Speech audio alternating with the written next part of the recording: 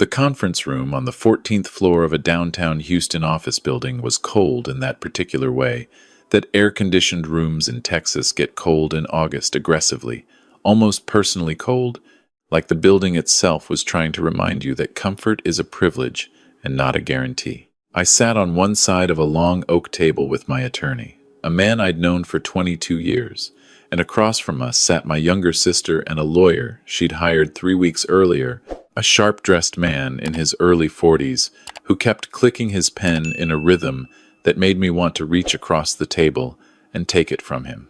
The mediator was a retired family court judge named Patricia Holloway, and she had the kind of face that had seen too much human disappointment to be surprised by any of it. She'd been speaking for about 10 minutes, summarizing my sister's position, and somewhere in the middle of her second paragraph I realized she believed her. Not professionally believed her, personally believed her. I could see it in the way she kept glancing at my sister with something that looked disturbingly close to sympathy. "Your mother's stated wishes," Judge Holloway said, folding her hands on the table, "deserve serious consideration in this proceeding." My sister looked at me. I looked at the manila folder sitting on the table in front of me. I had waited 41 years to be in a room like this. Not this room, not this exact argument, but a moment when everything I had built could be taken from me by someone who had contributed nothing to building it. I had spent 41 years preparing for a moment I hoped would never come, and when it finally did, I was ready. But I'm getting ahead of myself. I grew up in Beaumont, Texas, the oldest of 2 children. My father worked at the Exxon refinery for 31 years. My mother was a school librarian. We were not poor, but we were careful with money. In the way that people who grew up during harder times are always careful with money.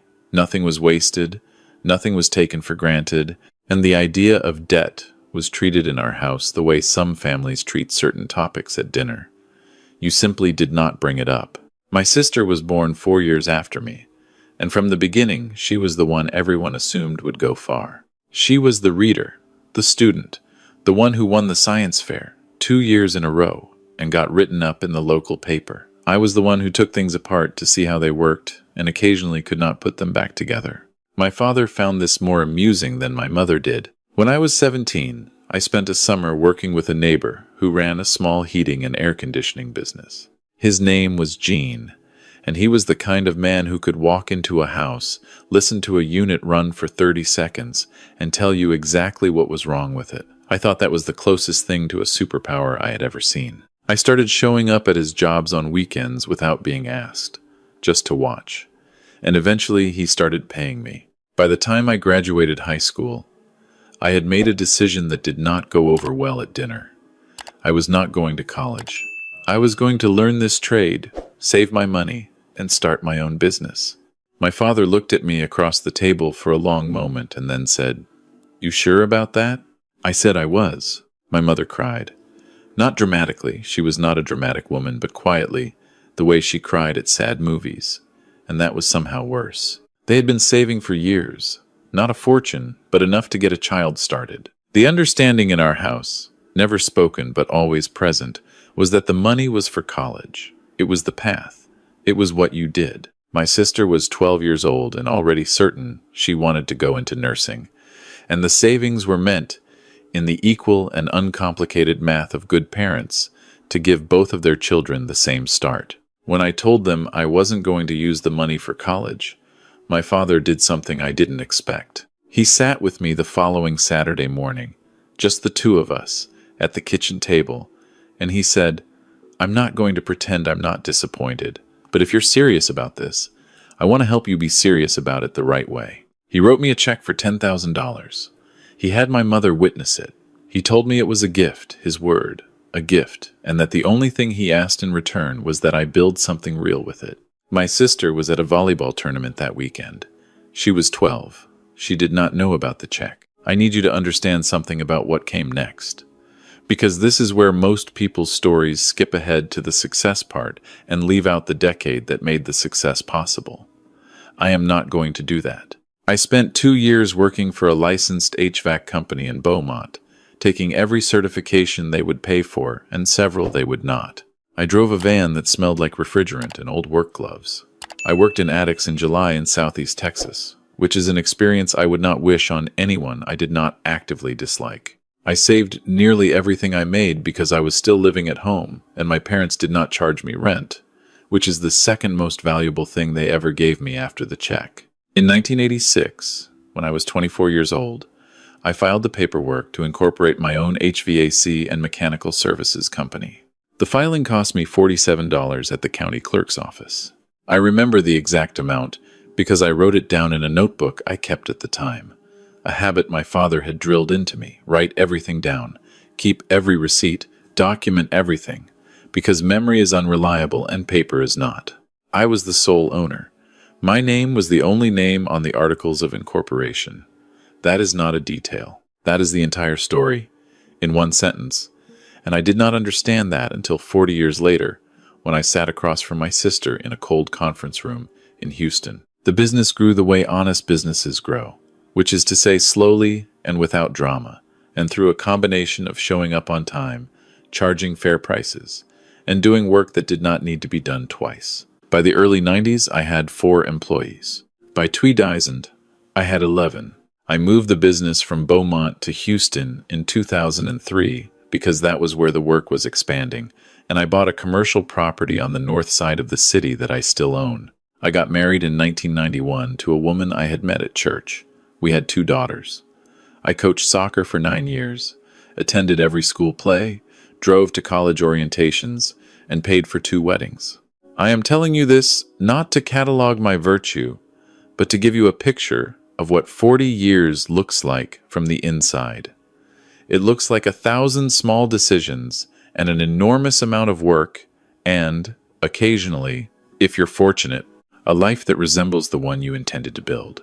My sister, meanwhile, did exactly what everyone expected her to do. She went to nursing school at the University of Texas, paid for by my parents, and I want to be careful here because I am not saying that with resentment. My parents paid for her education. My father gave me $10,000 and told me it was a gift. Both of his children received his support. They simply received it differently, because we were different people with different paths. And my father was wise enough to understand that fairness does not always mean identical. My sister became a nurse, then a nurse practitioner, and eventually a professor at a nursing school in San Antonio. She had a career she was proud of, and that she had every right to be proud of. We were not close in the way that some siblings are close. We lived in different cities, we had different friends, we saw each other at Christmas and at family events, but we were not estranged. We got along. My father died in 2019 after 2 years of Alzheimer's that I will not describe in detail because the details are painful and they are not the point. My mother had already been diagnosed by then. She moved in with my sister in San Antonio, which was the right decision. My sister is a healthcare professional, and I was running a business, and my wife and I had already raised our children and moved on to the life that comes after, and I paid for every expense of my mother's care without being asked, because it was the right thing to do and because my mother had given me everything she could when it mattered. My mother died in the spring of 2022. She was 81 years old. She had not known who I was for the last 14 months of her life, and I had driven to San Antonio every month anyway, and I had sat with her and held her hand, and I do not regret a single hour of that. 4 months after her funeral, my sister called me. I remember the call was on a Tuesday evening. I was sitting on the back porch watching the sprinkler system run, which is one of those retirement-adjacent pleasures that I had not expected to enjoy as much as I do. My phone rang, and it was my sister, and I answered it the way I always answered her calls, with genuine warmth. Because whatever tension came later, I want to be clear that at the moment that phone rang, I had no reason to expect anything except a normal conversation with my sister. She said she needed to talk to me about the business. I asked her what she meant.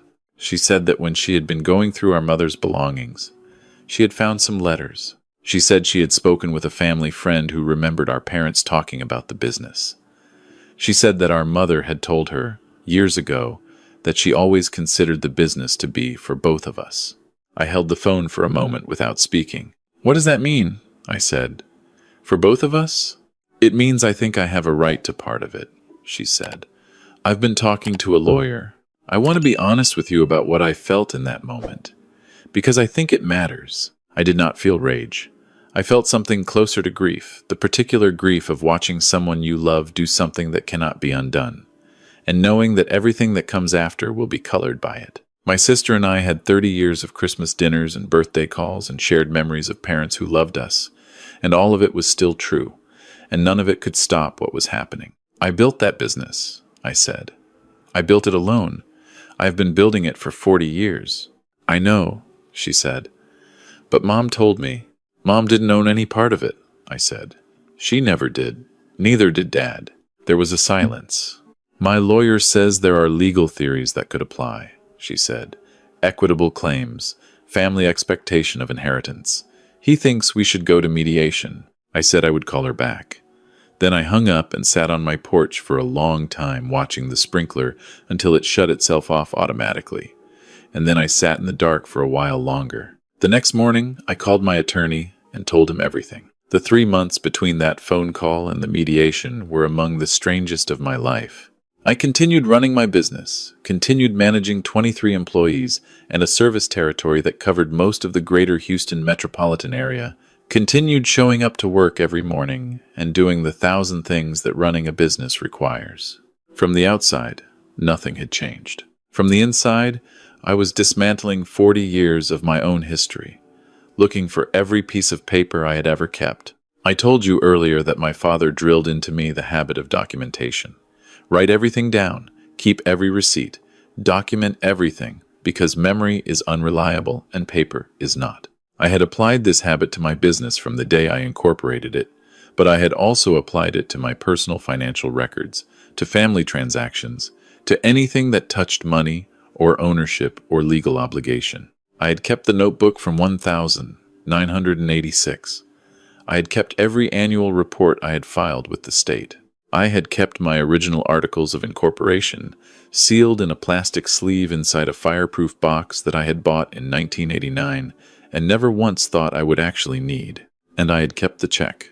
My father had written me a check for $10,000 in August of 1983 when I was 21 years old. He had written gift business startup in the memo line, in his precise, careful handwriting. My mother had signed as a witness on a simple handwritten note he had written alongside it, which said, "This money is given freely to our son as a gift, with no expectation of repayment or ownership claim.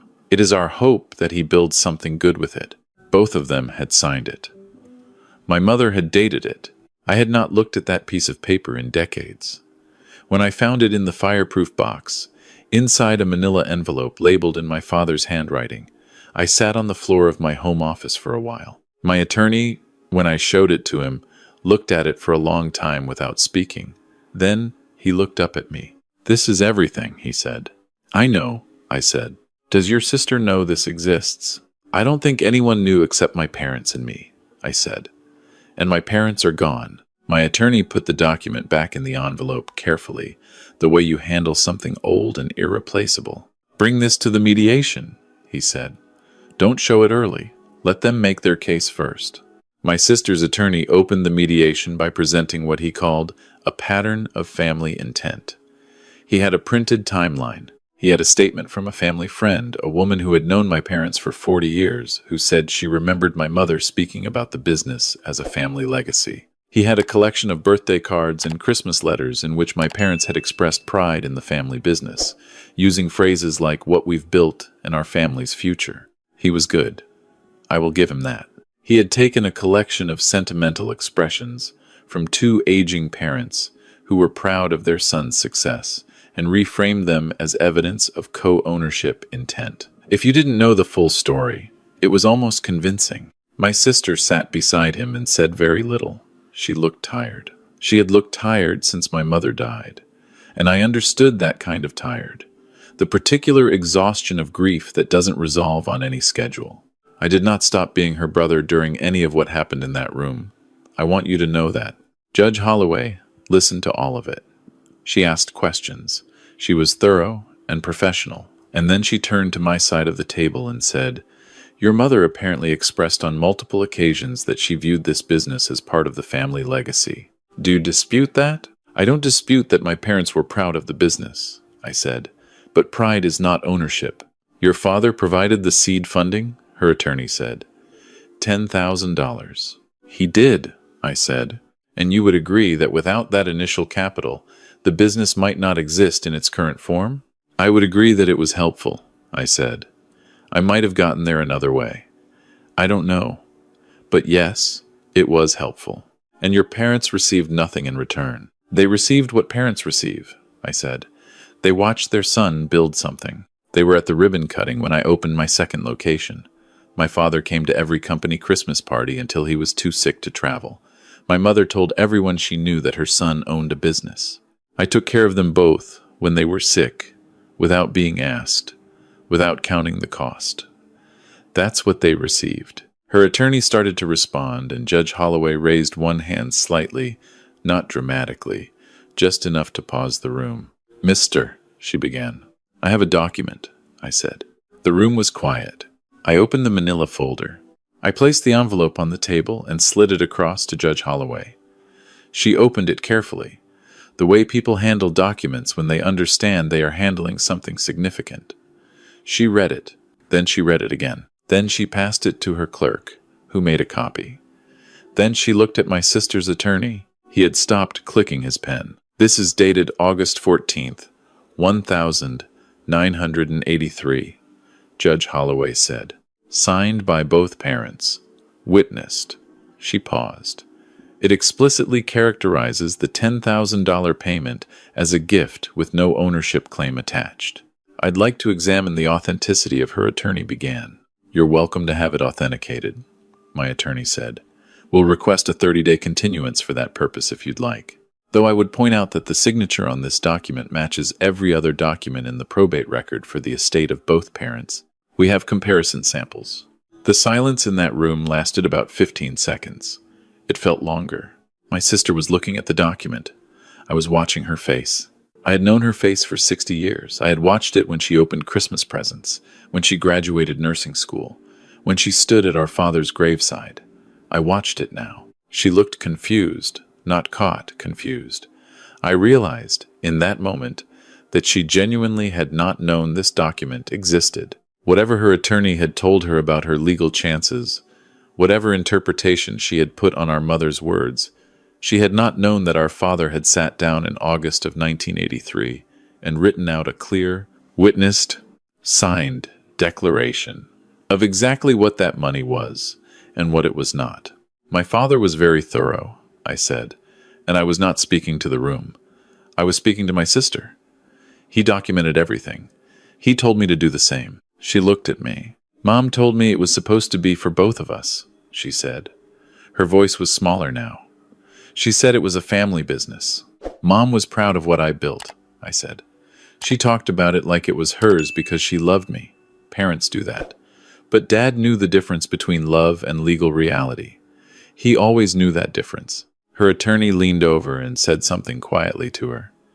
She shook her head almost imperceptibly. Judge Holloway set the document down. "I think," she said, "we may need a recess." During the recess, I stood at a window on the 14th floor and looked out at Houston. I had lived in this city for more than 20 years. I could see the Galleria from where I stood, and beyond it, somewhere past the haze, the part of the north side where my building sat, where 23 people showed up every morning to do work that I had built the foundation for. My attorney stood beside me and said nothing for a while, which is one of the things I have always appreciated about him. "She didn't know," I said. "No," he said. "Probably not. Her lawyer told her she had a case." "Her lawyer told her she might have a case," he said. "There's a difference. Without the document, there was an argument to be made. A weak one, but an argument. With the document, there's nothing." "She's going to be embarrassed," I said. "Yes. She's going to be angry at herself." "Probably." I thought about my mother, spending the last years of her life in my sister's house in San Antonio, being cared for by my sister with competence and genuine love. I thought about the fact that my mother, in those last years, had probably said many things to my sister about the family, about legacy, about what things meant and what she hoped for. My mother, by the end, had not always been clear on what year it was. She had sometimes called me by my father's name.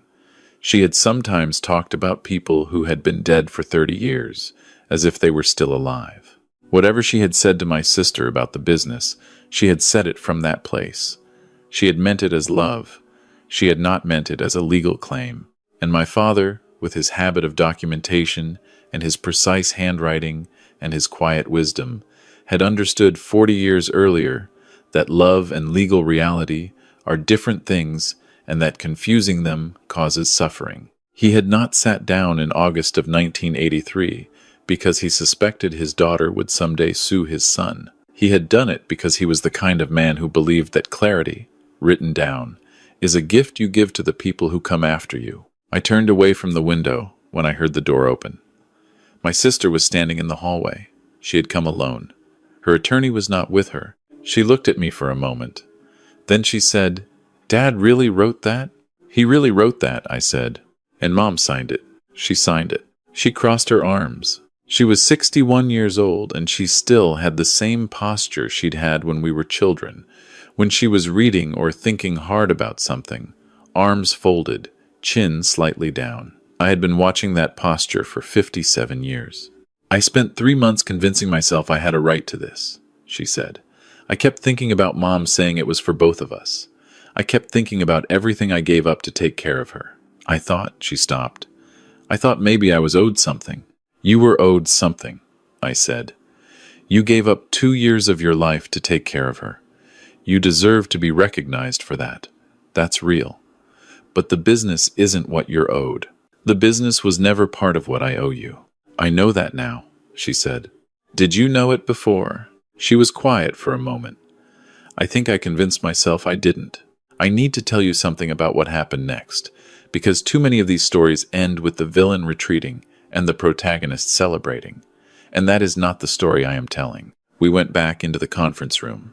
Her attorney formally withdrew the claim. Judge Holloway thanked everyone for their time with the practiced efficiency of someone who had presided over the dissolution of 1,000 family conflicts. My attorney packed his briefcase. Her attorney packed his. The clerk collected her papers. And then everyone left except my sister and me. We sat at the long oak table in the cold conference room on the 14th floor, and neither of us spoke for a minute or two. The city hummed outside the windows. "Dad paid for my entire education," she said finally. "Nursing school, graduate school, the certification programs. That was a lot of money." "It was," I said. "And he gave you $10,000, and you built a $7 million company. Give or take," I said. "He made different choices for different kids," she said. "That's not unfair. That's just what it was. He gave you what you needed," I said. "He gave me what I needed. Neither of us got shortchanged." "I let someone talk me into thinking I did," she said. I did not say anything to that, because there was nothing useful to say. She had hired an attorney. She had spent 3 months building a case. She had stood in a mediator's office and accused me of withholding something that was rightfully hers. All of that was true, and no response I could give would make it less true, and she would have to live with it regardless of what I said. "I want to ask you something," she said. "Go ahead. Are we okay?" I looked at her. I thought about the fact that she was the only person left alive who had sat at the same kitchen table in Beaumont as me, who had heard the same stories from our parents, who shared the particular and irreplaceable knowledge of what it was like to grow up in that house with those people. She was the only one left, and she had spent 3 months trying to take something from me that she had no right to, and she had done it out of grief and bad advice and the very human tendency to tell yourself a story that makes you the injured party. "I don't know yet," I said. "Ask me in a year." She nodded. That was a fair answer, and she knew it. In the weeks after the mediation, I thought a great deal about my father and the document he wrote. I have tried to reconstruct his thinking. He would have been 43 years old in August of 1983. He was a refinery worker, not a lawyer. He had no particular reason to believe that his family would one day sit in a Houston conference room disputing a gift he had given 40 years earlier. He had simply been, in that moment, as in every other moment of his life, careful. He had understood that money given to a child is not ownership of what the child builds. He had understood that love expressed in the language of our family's business is not the same as a legal interest in a business. He had understood that the clarity you establish in the present is the gift you give to the future, even if the future you're protecting has not happened yet and may never happen. He had written it down. He had gotten it witnessed. He had put it in an envelope with his son's name on it and trusted that his son would keep it, because his son was the kind of person who kept things. I was 63 years old. I had been running my business for 37 years. I had 23 employees who counted on me, and 2 daughters who had grown up watching me work, and a wife who had been beside me for every important decision I had ever made. I had a building on the north side of Houston that bore my name and a reputation in this city that I had spent 4 decades building one service call at a time.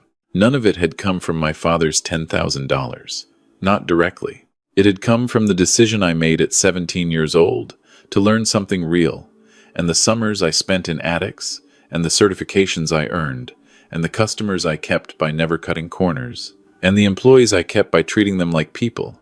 The $10,000 had been a start. What I did with it was mine. My father had understood that.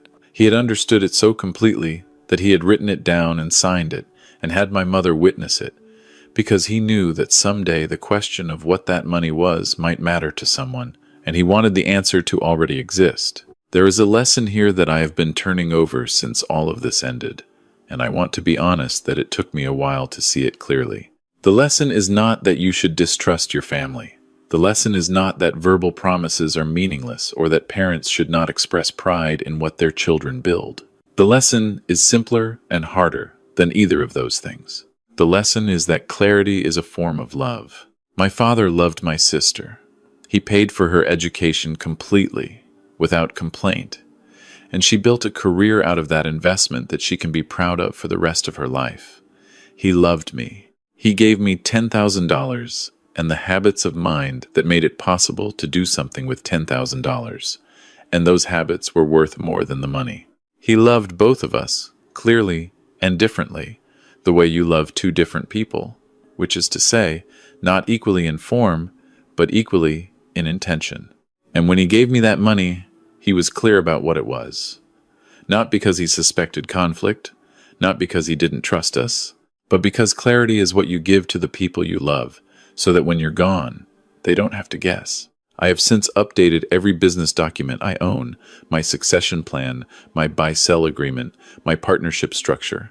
Everything that matters is written down, witnessed, dated, stored in a fireproof box and a digital backup and a sealed envelope with my attorney. My daughters know where everything is. My wife has a copy. There is no ambiguity in any of it. It took my father's 40-year-old note to remind me that the most valuable thing he ever taught me was not how to start a business. It was how to document one. My sister and I talked at Thanksgiving that year. It was the first time we had been in the same room since the mediation. Her daughter and son-in-law came. My daughters came. My youngest granddaughter, who is 5, spent most of the afternoon in my sister's lap, which is a fact I found more comforting than I expected. We did not talk about the mediation directly. We talked about my mother and my father the way you talk about people you miss. Stories, small things, the specific texture of who they were. My sister told a story about my father teaching her to drive that I had never heard, and I laughed until my eyes watered because I could hear exactly how he would have sounded in that moment. She told it well. She always told stories well. Before she left that evening, she hugged me at the door. It was a real hug, not a polite one. I hugged her back.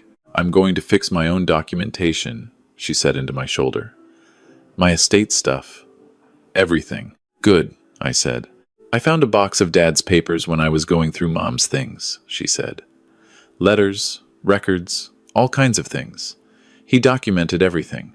"He always did," I said. "He wrote letters to both of us," she said. "Separate ones. He must have written them when he was first diagnosed. I found mine. I assume yours is somewhere." I told her I hadn't found it yet. She said she thought I should look. I found it 2 weeks later, in a different fireproof box that I had not opened in years, behind a stack of tax returns from the mid-90s. It was a sealed envelope with my name on it in his handwriting, and inside was a 2-page letter written in the fall of 2017, when he would have been 77 years old and newly diagnosed, and still, clearly, in full possession of himself. I will not tell you everything the letter said, because some of it is mine and some of it is between a father and a son and does not belong to anyone else. But I will tell you this. Near the end of the second page, in his careful and precise handwriting, he had written the following. He wrote that he knew he had given his 2 children different things, and that he hoped they would both understand that different did not mean unequal, and unequal did not mean unloved. He wrote that he had given me money, and that he had documented it clearly because he wanted there to be no confusion later about what it was, and he hoped that if confusion ever arose, the document would speak for him when he could no longer speak for himself. He wrote that he had given my sister an education, and that he had been proud of everything she became. He wrote that his greatest hope for us, after he was gone, was not that we would divide what existed, but that we would each build what was possible, the way we had both already done, each in our own way, each with what we had been given. He ended the letter the way he ended most things practically, without sentimentality, but with a warmth underneath the practicality that you had to know him to hear. He wrote, "Take care of your sister. Let her take care of you when she's able. Document everything, and make sure the business is around long after you're gone, not because you owe it to me, but because you owe it to the people who built it with you." I folded the letter carefully and put it back in the envelope. I sat there for a long time. Then I went back to work. My company turns 42 years old next October. We have 26 employees now. I hired 3 more last spring, and we've held the same commercial property on the north side of Houston for 21 years, and I have no plans to sell it. My older daughter has started learning the business. She has the same instinct for it that I had at 17. The need to understand how things work. The satisfaction of solving a problem that other people couldn't solve. We had a conversation last month about succession, about what happens to the business when I'm ready to step back, about who has what interest, what is documented, what is clear. I told her everything I knew about documentation. I told her about the Articles of Incorporation from 1986. I told her about the fireproof box and the digital backup and the sealed envelope with the attorney. I told her about my father's check and the note her great-grandmother had witnessed in August of 1983. I told her about the conference room on the 14th floor. She listened to all of it. She is more like my father than either of us, which is to say she is quiet and careful, and she asks the right questions. When I finished, she was quiet for a moment. Then she said, "So the document saved everything." "The document saved everything," I said. "Dad wrote it 40 years before it mattered." "He wrote it before he knew it would matter," I said. "That's what made it matter." She nodded. She was already thinking about what needed to be documented next. I could see it on her face. My father would have liked her very much.